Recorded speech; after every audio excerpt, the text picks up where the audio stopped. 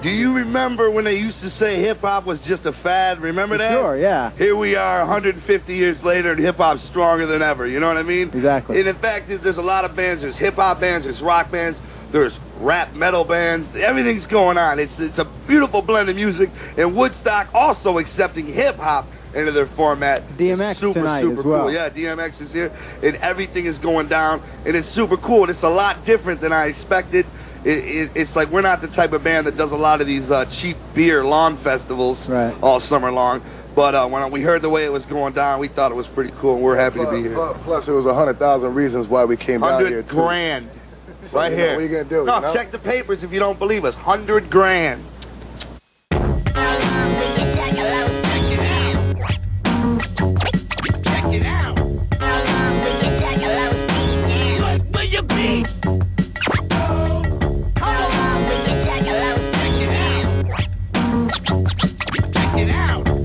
Welcome to 20 in 17 right here on the Fago Lovers Network.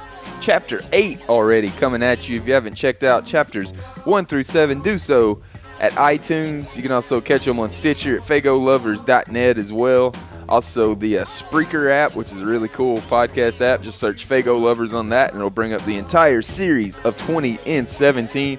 We're already up to the 1999 area of the chapters as we're talking about Woodstock, if you couldn't tell from the intro. Chapter 8, all about Woodstock 99. It was super crazy that ICP was even invited to Woodstock. I mean, you got to think about a band that never gets any radio play. They were yet to get any MTV play, but they were invited to come be on one of the biggest stages of my lifetime, and honestly, the best booked show I've ever seen in my lifetime. That 1999 Woodstock was loaded with great talent. Heard DMX was on the bill, Rage was there, Korn was there, Limp Bizkit was there, Kid Rock was there, Metallica was there. It was just a shitload of awesome artists on that 99 Woodstock stage, and ICP, of course, was there.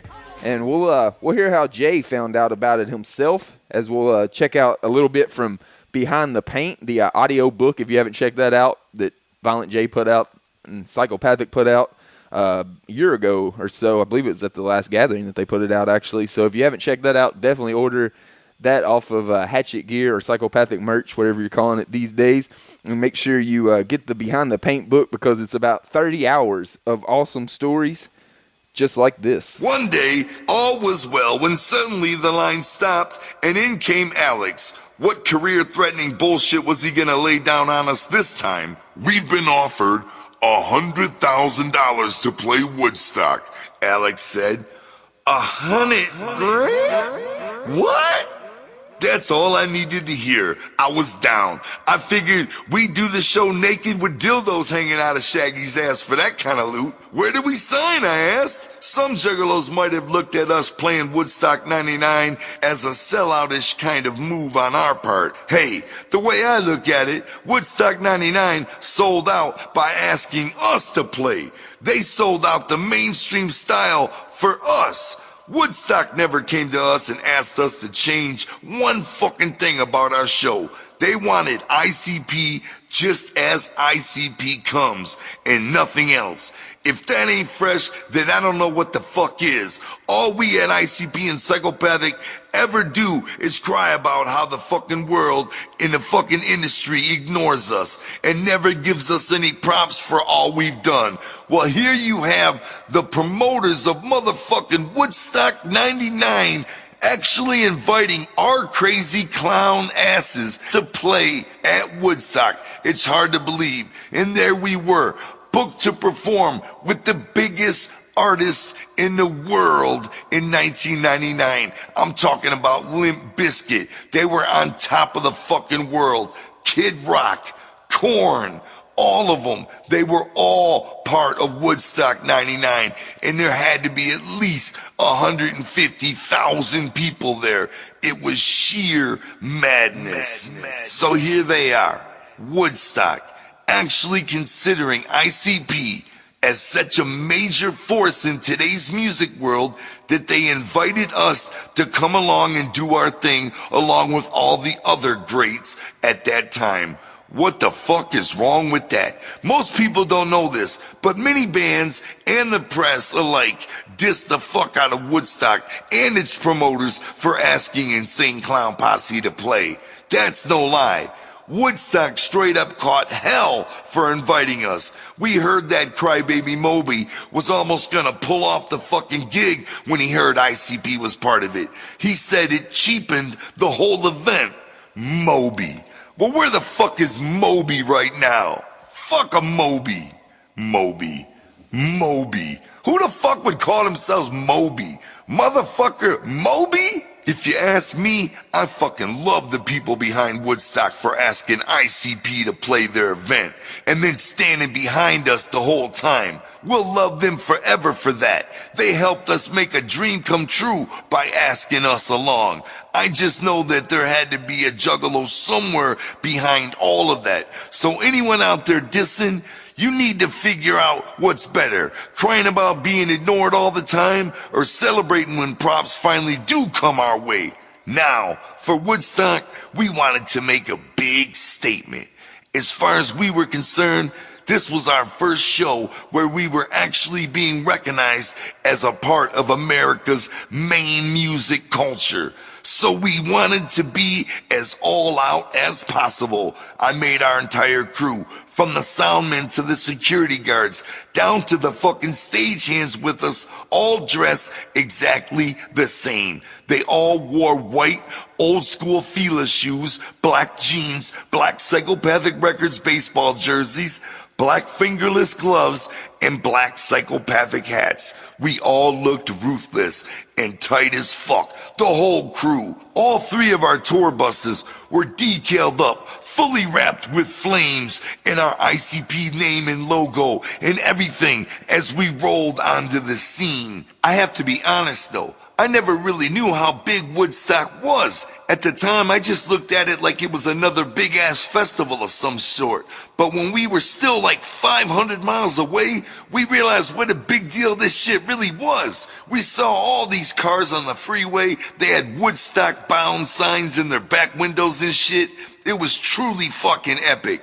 We arrived that morning to see hundreds of thousands of people camped out amid piles and mountains of trash. It was fucking awesome. It looked like Mad Max. We pulled our loud and proud, painted up tour buses right in that bitch like, look who's here, motherfuckers. An Insane Clown Posse was definitely there on the scene of Woodstock 99. I remember a lot of juggalos being pissed that they did Woodstock, and like Jay said, Woodstock didn't ask them to change. They still, through Fago, they still changed the lyrics to Fuck the World to Fuck Eminem, which was another act that was on top of the world at the time. They still got to say Fuck the Beastie Boys. They didn't ask them to change a lyric. And what it really did, that 100 G's that they got paid to do that, I think that's really what financed the first ever gathering of the Juggalos about a year later. So I got mad love for Woodstock and whoever it was that stuck their neck on the line that was booking gigs and booking artists for Woodstock 99 to go out on a limb and get the Wicked Clowns. I mean, it was only just due to Insane Clown Posse, as just a few months earlier they had debuted number 4 with the Amazing Jekyll Brothers, which we talked about in the Amazing Jekyll Brothers chapter 7. But we'll keep chapter 8, Woodstock, moving on right now. As you heard Jay talk about them pulling up at Woodstock. Once they pulled up at Woodstock, they hit the car wash, as they call it, of interviews, where they just interview with a bunch of media credential people. And we'll start it off right here with this interview backstage of Woodstock 99. I'm backstage at Woodstock 99 in the Artist Compound, and we are with Violent J and Shaggy. Hello, everybody. My name is Violent J, and I'm Shaggy, and we are the artists formerly known as Insane Clown Posse. Now known as the NSYNC Clown Posse, because we've gone mainstream. So I'm Bradley J, you're Violent J. It's Jay's Reverend Days. I'm down with the clown. You are down with the clown, Tell brother. me about the clown philosophy. The Insane Clown Posse philosophy is always remembering to forget. And you don't necessarily need talent to be multi-platinum. We've proven that. And the philosophy is that we're not here to save the monks in Tibet. Sorry. We're not here to save the rainforest. Sorry about that, too. But in fact, we are here to get paid. We're living proof that you can drop out in 6th grade and still make $1 million. That's the philosophy. I don't know I if dropped out in 6th grade. I don't know if our people know it, but there is a 7-step plan for world domination by right. the Insane Clown Posse. At what stage are we in that 7-step plan? We are in the 5th stage right now. There is going to be 6 Joker cards, followed by an eternal boom. Terror from the sky, as some people put it. But I'm not going to speculate on that, because this is about Woodstock. Nobody wants to think about that stuff right now. People only want to think about beer and tents and sex with strangers. That is correct, sir. And mud, and obviously. On that subject, I want to know what kind of chicks an insane serial killer clown can attract. Fat ones. A lot of fat chicks come our way. Any chicks that comes my way, sup? Any chick. We have no standards. Your face could look like you've been shot in the face with a buckshot shotgun, or you've been dragged down a gravel road by your face. Whatever. It doesn't matter. You can look look at like me. him and I'll holler at you. Look at me. Can I be picky? Come on. You want me to take my shirt off? Negative. All right. What are you going to do to that audience out there on that Woodstock stage? Well, I'm going to twist their nipples and fondle the chicks, but that's, on stage? Yes, sir. I'm sorry. On stage, we are going to deliver Faygo beverages. Thousands of gallons, I imagine. Thousands of gallons, you know. We're going to deliver millions and thousands of liters of Faygo soda. It is a sultry 114 degrees outside here in Rome, New York. Is that where? Rome, New York? Well, close, yes. Paris, New York, Just wherever, outside. it doesn't matter. Yeah, Rome, New York. It's a sultry 117 degrees outside. We're going to deliver Faygo and cool everybody off right after the Roots and right before George Clinton. And we're going to also throw out lots of cash because tickets were a little bit expensive. And we're going to give some of the money back because we got paid a lot to be here, so we're going to share.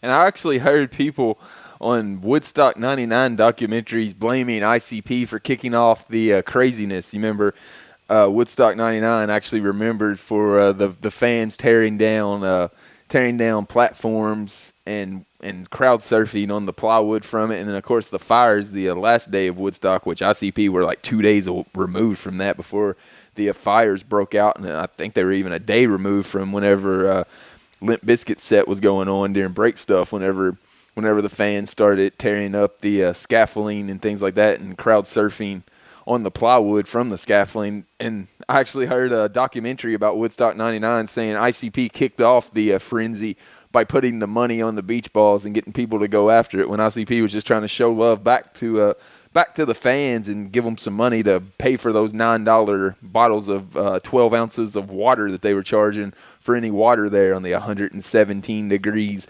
Woodstock area. But, you know, ICP is always going to catch hell for whatever they do, even if they're trying to do something fresh like hook up fans with free money. They find some kind of way to bitch about what ICP is doing, and we'll just keep it moving on with the car wash of media as they even talked to Ananda Lewis from MTV. All that's gone since I began studying monkanism. He's here for the money, but I'm here with the Tibetan freedom monks. Well, that's all beautiful, but will the makeup stay under the sun? That's right, it will. It will? Because what appears to be makeup is actually a tattoo. This makeup is tattooed onto our faces. You know what I mean? Because everybody's trying to always catch a glimpse of what we look like. Look, I'm gonna come straight out with the facts. The reason we wear the makeup is because we're entirely ugly without it. And the only chance of us getting skinned, even at Woodstock, is to keep our ugly faces painted. And that's why we've got it on right now. Well, what about this guy? Oh, this is DJ Chop. He's our new DJ. Okay. He's actually got some talent. He can scratch. I'm here to wet everybody up. I came to wet everybody up. All right. Well, we're going to be waking you up even more with some great music live at Woodstock 99 and Insane Clown Posse. And it was funny that they were talking to MTV on interviews and things like that because they were even featured on Lifetime. I hadn't even seen this until I was researching things for this very episode, as ICP and Jump Steady was featured on Lifetime with ICP's Violent J trying to hit on Ananda Lewis. Who were supposed to be so hardcore. All the guy wanted was to meet a girl. Pathetic. Do you want me to go get her for you? Nah, there ain't no chance of that. Come on, don't be shy. You don't ask, you don't get. No! Suddenly you're a shy boy. Let me ask. Are you with a boyfriend here? No. Never with a boyfriend Would you anywhere be in the interested country. in that guy with the red hair, with the clown face? No. You really wouldn't? He doesn't have a lot of luck with women. Really? Yeah. Because they can't see his true face. No, I don't think we want to. Sadly, it was not a love match. Obviously, he lacked security. So this is his security. Your security, right? The Insane Clown Posse is like the most hated band. We got a lot of enemies worldwide. Are they trying to kill you or just, throw a pie in your Well, I ain't face? gonna make no speculations on that. We come strapped, so to speak. As Are you packing heat? I ain't gonna speculate on that either. Can I check? It's against the law, no. All right. Just want to check if you're packed. Has there been trouble today? You guys? No, not so far. I mean, would anybody mess with this crew right here? No. Trained Oh, well, I killers. found the anger because I was Straight looking up, for the grew anger up today. on the street. You call them up and they break necks. That's Right, it. so they don't know how to read her, right? Yeah, you Love clown. that you've got the spirit of Woodstock. You've got it in That's your right. heart. It's That's a beautiful thing, isn't it? That's right. Can we all Everybody sing come Kumbaya? No, we're not here to be friendly. Okay. Jump steady on that Hack Benjamin shit right there, doing security for the Wicked Clowns at Woodstock 99. And like I said, it's just funny that they were on the car wash tour of all the media, and so much so they even end up on Lifetime. I didn't even know about that until I researched this very episode. But like you heard Violent J say, they knew they had to make a big impact. They had to wow out. And what I'll do now is let you hear a little bit of their set. It sucks if you listen back to the pay-per-view version of it. The audio track that was playing live at Woodstock was off time by a few seconds from the audio track that was playing on the pay-per-view. So I'm really glad that I didn't spend the $99 or however much it costs. It costs a shitload to buy that on pay-per-view. If I'd have paid that and my favorite band on the entire bill sounded like shit the entire time because Woodstock 99's pay-per-view effed up, I would have been really pissed. But of course, I'm a juggalo, so I just decided to watch that on Scramble Vision, like I did the old WWF pay-per-views back in the time, where you couldn't see anything going on, but you could still hear it. I mean, hell, it's Woodstock. You're there for the music. I could still hear it for free, so that was good enough. But what I'll do now is play a little bit of Insane Clown Posse set. This is Chicken Nugget.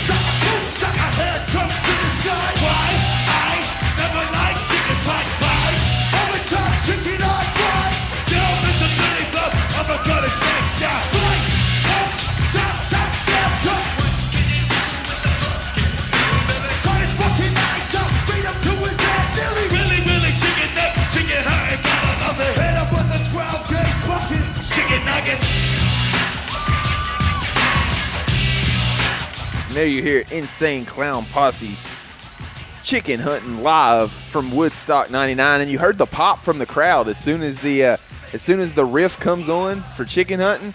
You got the same pop at Woodstock as you would at the Gathering. You heard the pop as soon as the very first riff from Chicken Hunting hits. All the juggalos in the crowd knew you got the pop from them. So like Violent J said, there was thousands of juggalos in that Woodstock 99 crowd, and it sounded like it from the response that Chicken Hunting got whenever they first kicked off. It was just awesome to see that the juggalos that showed out even at Woodstock 99 to make sure that the Wicked Clowns had some juggalo love and some clown love while they were on stage. Their set was crazy. There was naked chicks running around the entire time. They had those beach balls with the money on them, tons of Faygo. They had the big stage props from whenever they were doing the Jekyll Brothers tour, so they had the big stage props for Play With Me and things like that.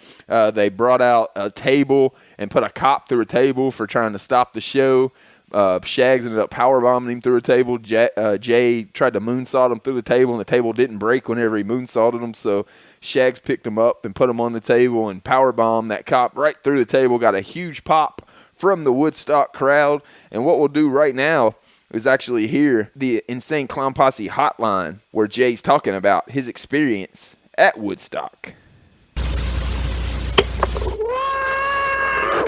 What up, y'all?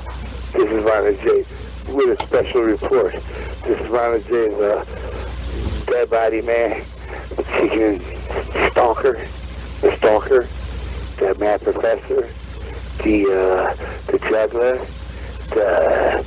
the overweight hater, come on.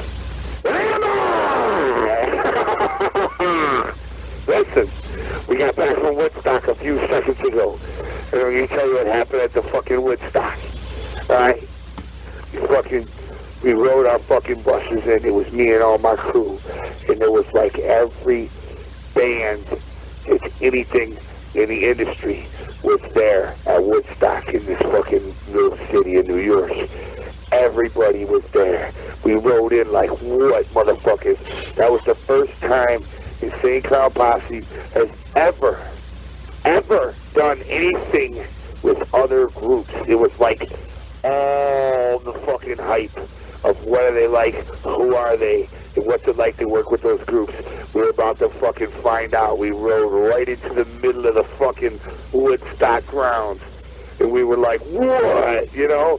And everybody was staring at us, and everybody was scared to talk to us. We went into our dressing room and we locked the door. There was 28 of us all together.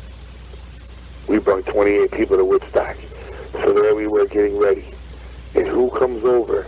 To our surprise, DMX! Turns out DMX's DJ was also Onyx's DJ, and a good friend of ours from the tour many, many moons ago when we toured with Onyx and got booed off every stage we stepped on. We did a show in fucking Montreal, Quebec, and they threw a fucking lawn chair at me, and it hit Shaggy in the face. Then they threw a fucking pool table at us. They threw a fucking ping pong table. They threw a hot tub, and they even threw a fucking trampoline at us. Everything that was in the venue. They threw fucking hot fries, baskets of hot fries. They threw cold mugs of beer. They threw everything at us. It was horrible, but nonetheless, we got booed off every stage we stepped on that tour with Onyx. Why am I talking about the tour with Onyx? Fuck! Oh yeah, DMX. They came over and we talked to them and we said hi and they left. And then I had this little scooter. Somebody gave me a scooter and it was an electronic scooter. And I started scooting around the backstage area of Woodstock on my little scooter. And I was weaving in and out through people. It was an electronic scooter.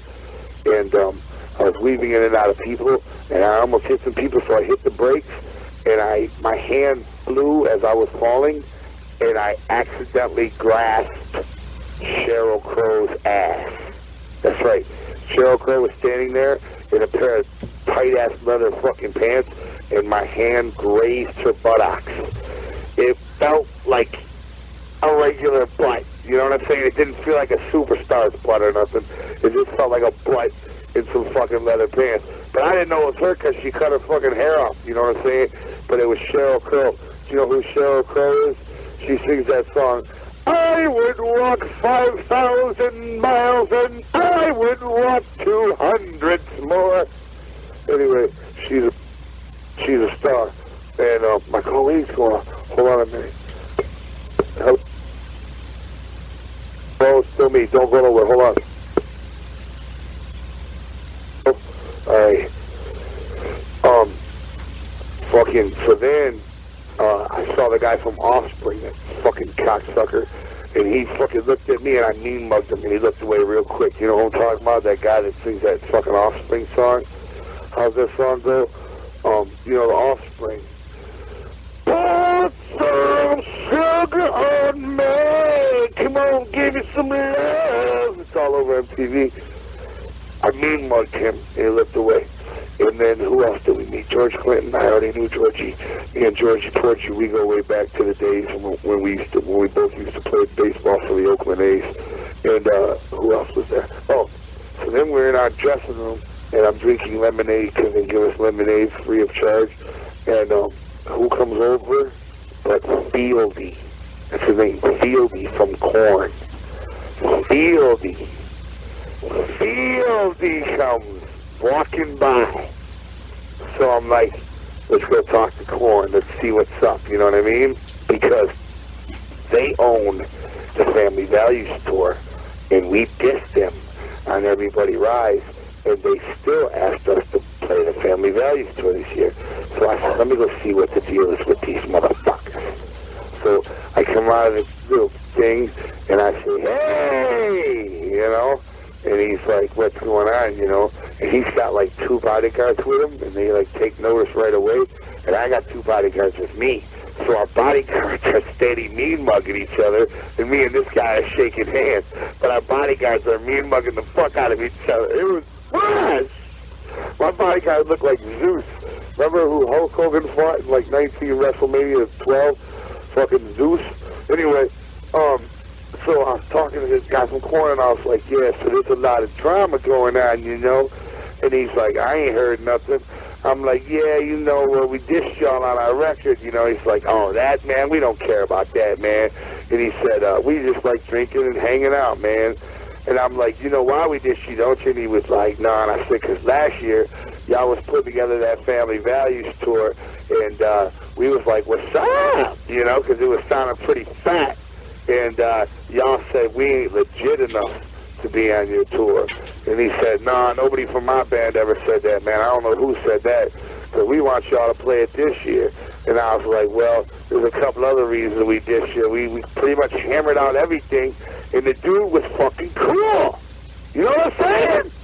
Pretty awesome to hear that another one of my favorite bands, Korn, Fieldy went out of his way to be super cool to Violent J, even after they dissed Korn and Family Values. Any chance they got, Fieldy was still cool with them. So that's cool to hear. It sounded like ICP had a hell of a time at Woodstock 99. Probably turned on a couple thousand juggalos in that crowd that weren't juggalos going into it. That crowd was huge. It looked like a gathering main stage for Insane Clown Posse at the Gathering, plus about another 20,000 people packed onto that for their set at Woodstock. It's on YouTube in full. You can watch the full set from ICP at Woodstock 99, but like I said, the audio on it is horrible. The backing track is totally off time from what you're hearing and seeing on the stage. The actual audio that was going out over pay-per-view is a couple seconds off, so it sounds like ass, but it's cool to see ICP out there rocking, because the people that were there live weren't hearing the effed up audio. They were actually getting the real deal show, how it should sound, and you could see the crowd was loving it. But apparently everybody wasn't loving it, because fresh off being on Woodstock 99, ICP makes another appearance on the Howard Stern show, and Howard had some guests lined up that had some beef.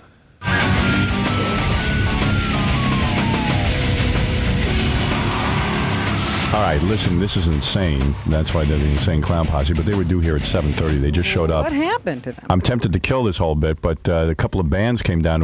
They wanted to meet Insane Clown Posse and yell at them, and that's always funny. So sure. Bring in the... And we'll go to the first band that wanted to have a word with ICP. It was actually Co-Chamber, who, if you listened to the Amazing Jekyll Brothers chapter, you know that Co-Chamber was on the Amazing Jekyll Brothers tour, but they were kicked off after 2 shows because they weren't selling any tickets, and all the Co-Chamber fans were afraid to come out among the Juggalos to see their band Co-Chamber.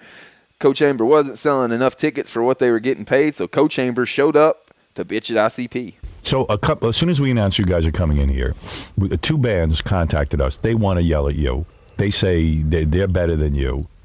And I got a lot of security guys here, so they can't get near you. Well, we figured there was a reason why we got Frisk out there. Yeah, right. Frisk. All right, here, the first band, you guys want to talk to these guys? You're never afraid to talk to other bands, are you? Talk to them. Do me a favor. Let me hear what they have to say. All right. The first one is Cold Chamber's Chamber Music. Howard. What? Yeah. What, do you know these guys? Cold Chamber? Cold Chamber. Yeah. You know how they know him? Wireless. How do they know them? We were on tour with them. Oh, you're on tour with them. No, They threw these guys. Well, there's a big argument. These guys got thrown off of ICP's tour. Oh, I see. And there's all sorts of rumors. I'm not sure what the truth is. All right, what is the truth? Why did these guys get thrown off? The truth of the deal is they got thrown off the tour because we were paying them a lot of money, right? And nobody was coming to see them. Is that true, guys? Wow. No. Well, how can you tell if no one's coming to see them? Yeah. Hold on. First of all, you know how you I could could tell tell that because they were selling about 5 shirts a night. Right. And when we threw them off the tour, all right, it was still advertised that they were there. Right. And my brother took close tabs because we weren't sure if we made a good move or not. When we threw them off the tour, for a total of 15 tickets were refunded. Wow. What happened in Atlanta, LA, Dallas? Those shows got canceled because we did Woodstock. What happened to Pittsburgh? Atlanta. What happened in L.A.? It got canceled because we did Woodstock. Same thing with Dallas. What about Atlanta, Pittsburgh? 600 tickets were returned. What about Pittsburgh? So you guys don't like Insane Clown Posse now? Are you at war with them? we Oh, just you're okay wanted with to them. know Hold why, on a because- minute. Oh, you came down to find out why you were Because there canceled. was 100 different reasons we were told. Gary, get rid of that microphone. It Yeah, doesn't we work. can't even hear these guys. Yeah. Listen, I'm gonna be honest. Yeah. From what I've All been right. They told, wanted to know why they were thrown off the tour. From what I've been told, 15 tickets total got returned. I'm gonna tell you something. Right. We wanted Cold Chamber because they are big and they do got a lot of fans. Right. But one thing I know, and now I know this, is that when you put ICP on a bill with anybody else, people hate ICP so much that even Cold Chambers fans aren't going to come out because they don't want to. It's just ICP. So you're saying that it's hard for you to be matched with any band? I'm not saying that they're only worth 15 tickets. I'm saying exactly. The hook is this. It's nothing personal with them. You know, they're good guys, all that. Right. It's a business thing. You know, when it comes to making money, you know, say the whole bottom line to everything is making Whether money. or not You know you what I'm saying? could, whether or not your It's a fans will business come. thing, yeah. I see. Straight So. And the funny thing is, you always heard Violent J making fun of Co-Chamber and their fans showing up in fishnet thongs and things like that. He's like, because they were like, "How could you tell not a lot of Co-Chamber fans were showing up?" And Jay would be like, "Because there was only 2 fans there in fishnet thongs and nipple rings that were showing up for Co-Chamber." And whenever the 2 Co-Chamber people got there, they were literally wearing fishnet shirts and nipple rings, and it looked like they were going to start crying like little girls at any moment. They looked like they were terrified. They looked like their bottom lips were quivering, like they were going to start crying because ICP kicked them off the tour. But there was another band that had showed up saying, if you know Howard Stern, he's not a big juggalo as far as he really respects ICP and their music. He thinks it's funny when they're on because they get a lot of hate and a lot of callers call in and hate and try to fight them. And then Howard's obviously trying to book guests to show up to try to get people to fight him because he actually booked Slipknot. Here's another band that wanted to come down and see you. This is called Slipknot. Their new album is Livin' La Vida Loca. Now, these are the guys we needed security for, Howard. Oh, these guys, all right. Slipknot, living La Vida Loca? La Vida Loco. Oh, La Vida Loco. These guys might be crazy. I don't know. Oh, okay. my God. Now, okay, I've seen these guys. Hey, you First guys. of all, thanks for making us wait for fucking ever. Oh, no, don't say the F word. Don't say the F word.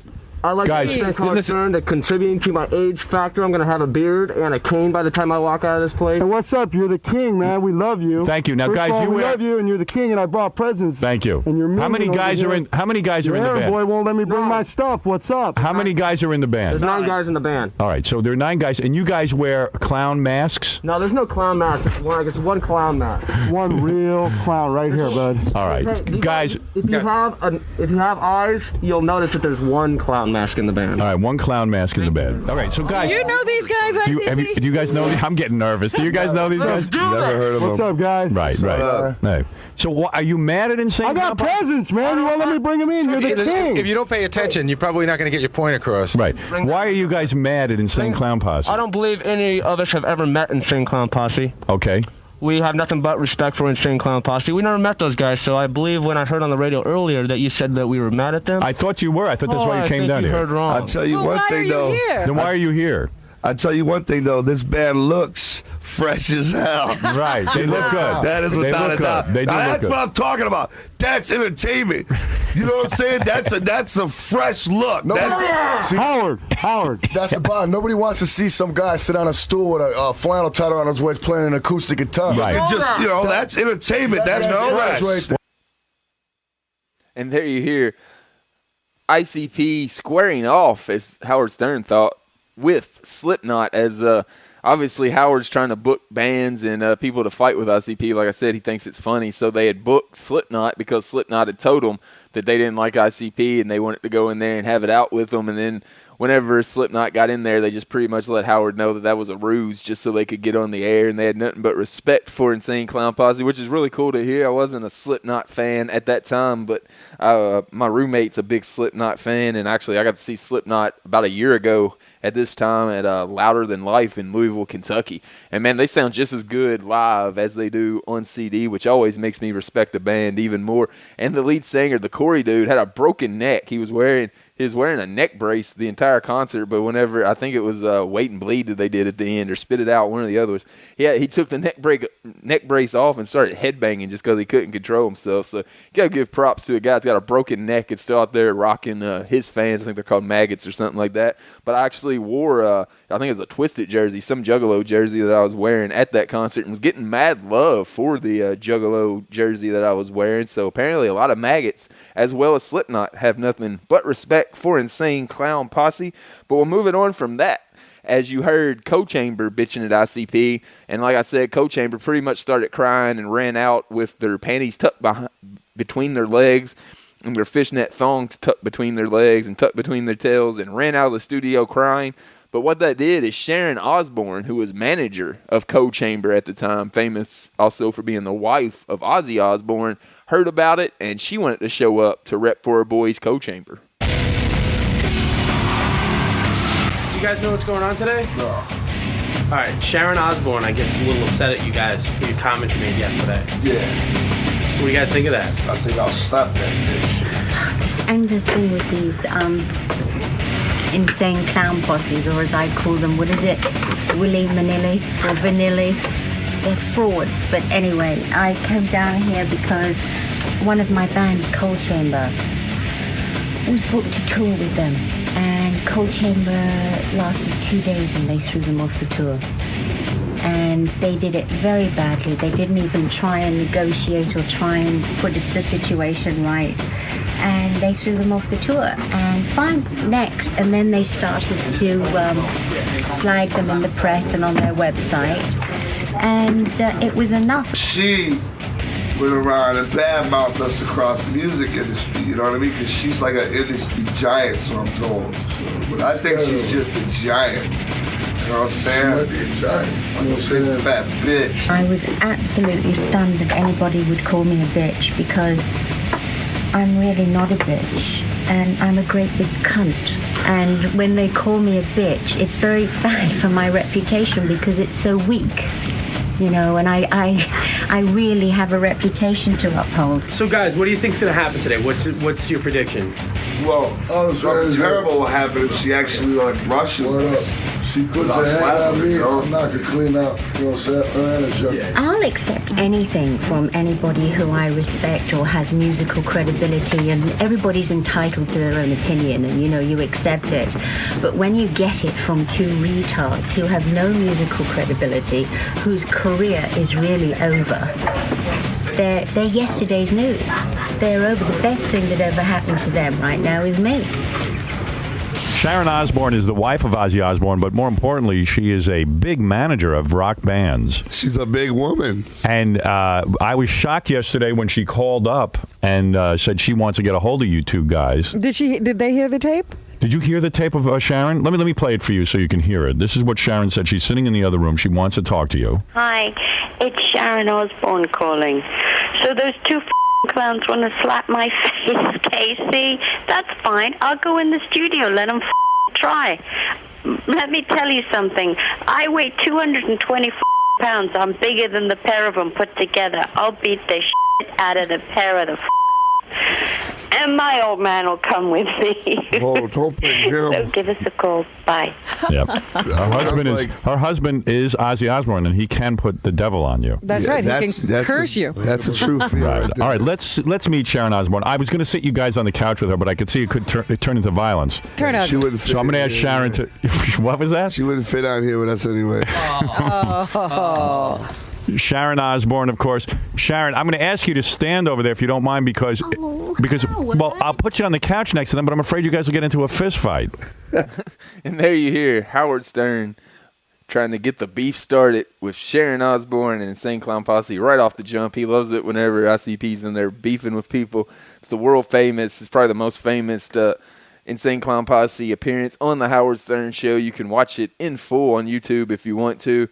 Pretty good argument. It's funny as hell. They go off on Ozzy. I honestly think ICP definitely got the better of the argument, and he was making Howard Stern and Robin laugh so much that they actually started feeling bad for Sharon and Ozzy and started taking up for him. So I think Insane Clown Posse definitely won that war of words, and also Sharon Osbourne made the bet that their next album wouldn't sell 50,000 copies, and they would get kicked off of their record label because of it. She bet $50,000 against ICP, and the next album, of course, was Bizarre Bazaar, and it went on to sell 400,000 copies each, so around 800,000 total copies. They definitely won that bet, but Sharon Osbourne yet to pay up on that bet. The last I heard, ICP even told her, hey, you don't got to pay ICP or Psychopathic. Put it in a charity's name. I think it was right after around 9/11 whenever they said that. They said put it in a 9/11 charity and just put it from Juggalos. But she hasn't done that yet either, so she kind of came up short on her bet. But this episode definitely hasn't came up short. There's been a ton of classic sound clips to play. I hope you've enjoyed this episode of 20 in 17.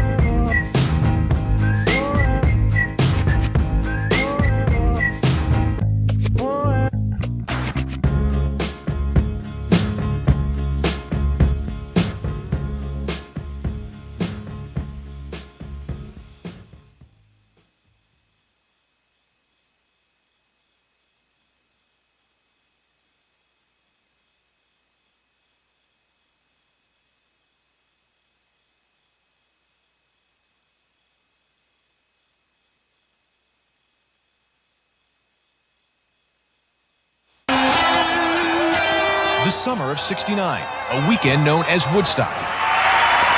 It was a time of peace, love, and harmony. Blackbird singing in the dead of night. Boy, what a difference 30 years can make. The video of Woodstock 99 nobody dared to air until now. What's going on? This isn't Woodstock. It's like a nightmare. This is a very dangerous situation. Everyone is trying to get out of here. The A-list lineup was a litany of the era's best-loved festival acts.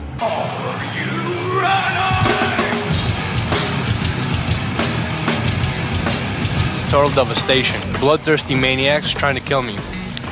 And I had a freaking good time, too.